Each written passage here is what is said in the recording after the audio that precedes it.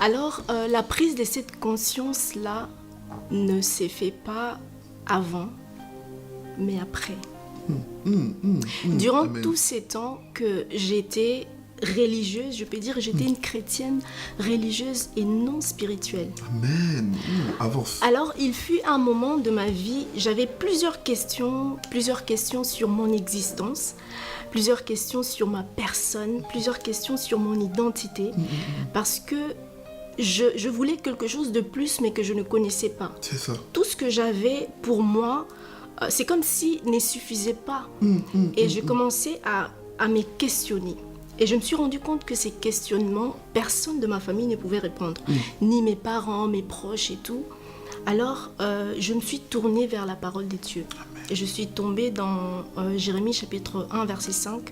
La Bible nous dira, avant que je t'eusse formé dans le ventre de ta mère, je te connaissais.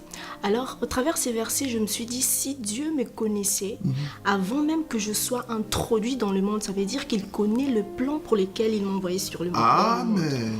Alors, c'était le moment où j'ai eu réellement une rencontre avec Dieu, parce que mon cœur soupirait en fait.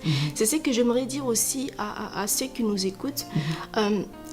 La rencontre avec Dieu, c'est le soupir profond du cœur en fait. Lorsqu'on n'a pas le soupir profond du cœur, il est impossible en fait de rencontrer le Seigneur. Yes. Alors mon cœur désirait quelque chose que le monde ne pouvait pas donner. Et Dieu était la personne qui avait la chose que moi je cherchais. Amen. Et c'était là la rencontre qu'il y a eu entre moi et le Seigneur. Amen. Et après cela, je n'ai plus jamais connu le Seigneur selon la chair. Maintenant, je le connaissais selon l'esprit.